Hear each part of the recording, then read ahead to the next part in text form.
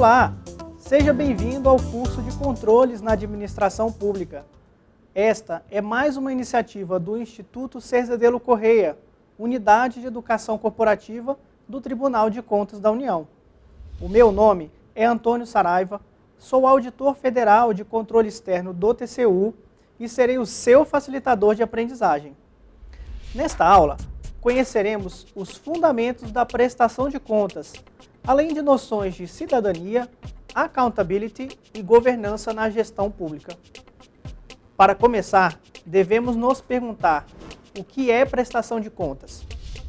Bem, o dicionário Aurélio nos diz o seguinte: prestação de contas é a demonstração de gastos apresentada por pessoas ou entidades que recebem adiantadamente uma quantia para um fim ou fins determinados.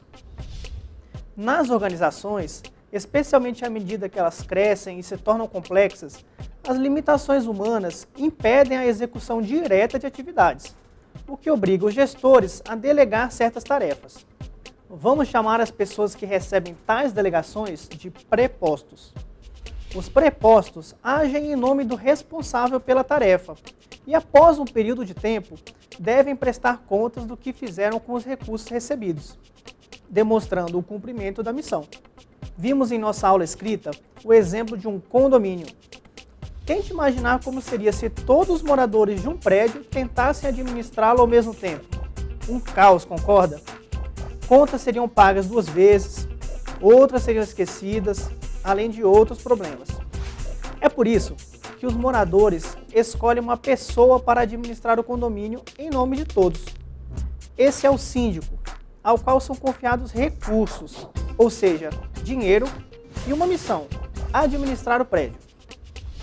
No fim do ano, o síndico deve demonstrar que o administrou bem e usou corretamente os recursos. Na administração pública, prestar contas é tão importante que foi inserido na Constituição Federal, como um princípio a ser seguido. Vejamos o que diz o parágrafo único do artigo 70. Prestará contas qualquer pessoa física ou jurídica, pública ou privada, que utilize, arrecade, guarde, gerencie ou administre dinheiros, bens e valores públicos, ou pelos quais a União responda, ou que, em nome desta, assuma obrigações de natureza pecuniária. Repare que a obrigação é bastante ampla e inclui pessoas físicas, jurídicas, públicas e privadas. Portanto, até mesmo pessoas jurídicas privadas devem prestar contas caso administrem recursos públicos. É o caso, por exemplo, das organizações sociais, organizações da sociedade civil sem fins lucrativos e até mesmo empresas, dependendo do caso. Outro exemplo: o município é uma pessoa jurídica pública. Então, se receber transferências voluntárias da União, terá de prestar contas ao governo federal. Perceba que o município é um preposto da União, pois dela recebeu recursos e uma missão. Por isso, deve prestar contas. O mesmo se dá com os estados quando recebem recursos da União. Também devem prestar contas ao governo federal. Mas, e se a pessoa se recusar a prestar contas, o que acontece? Bem, nesses casos, a Constituição autoriza a intervenção da União nos estados e dos estados nos municípios. Mas lembre-se, essa é uma medida excepcional. Para entendermos melhor, vamos voltar ao exemplo do condomínio. O síndico é designado para administrar o prédio e para isso recebe dinheiro dos moradores. O mesmo acontece na sociedade, não há diferença. Os governantes são eleitos ou designados para administrarem a nossa nação. E a organização constituída para esse fim se chama administração pública. Assim como no condomínio, os governantes recebem recursos da sociedade, por meio dos impostos, para aplicá-los na administração pública e prestarem serviço à população. Observe, a sociedade é a dona do país e também dos recursos, enquanto os governantes são como um síndico, ocupam uma função transitória para cumprir a missão dada pela sociedade. Veja que interessante. Estamos diante da teoria da agência, ou seja, uma representação esquemática da realidade para mostrar a origem da obrigação de prestar contas. Segundo essa teoria, quando uma pessoa passa para outra a autoridade para realizar alguma tarefa, há uma relação de agência. Nela, temos a figura que chamamos do principal, ou seja, a pessoa que possui autoridade e a transmite para outra pessoa. Do outro lado, temos a figura do agente, que recebe a autoridade e a tarefa do principal. Pessoal, aí está a origem do conceito de auditoria e governança. A auditoria atua sobre a relação de prestação de contas, produzindo dados para dar segurança ao principal de que as informações prestadas pelo agente são corretas.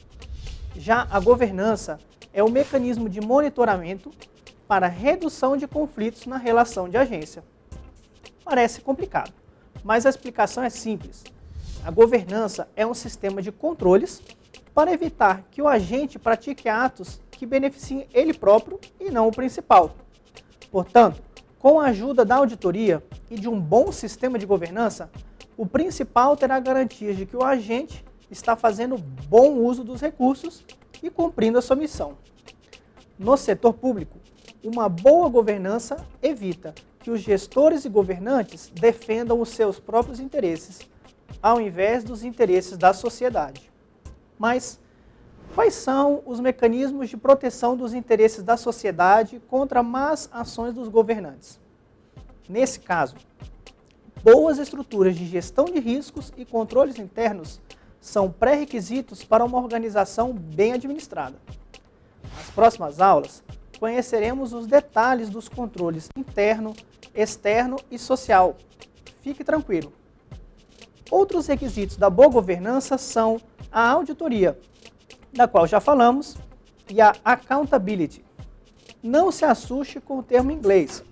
Accountability nada mais é do que o processo de contínua demonstração por parte do agente de que a sua gestão está alinhada às diretrizes fixadas pelo principal. Ou seja, os agentes públicos devem cultivar o desejo de prestar contas de forma constante, direta, efetiva e transparente.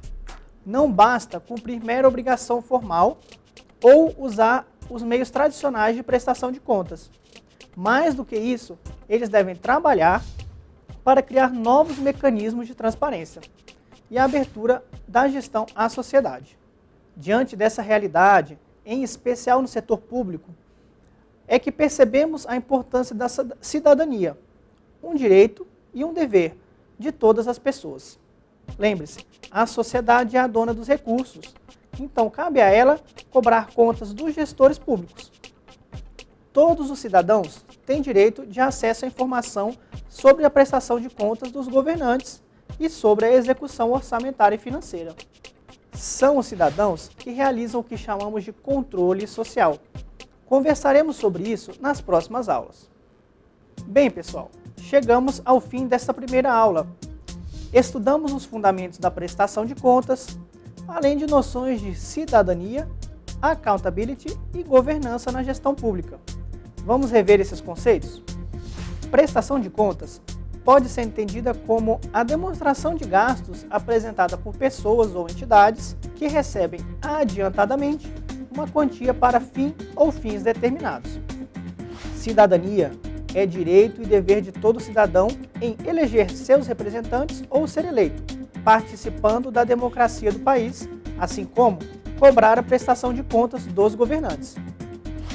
Accountability é o processo de contínua demonstração por parte do agente de que sua gestão está alinhada com as diretrizes fixadas pelo principal.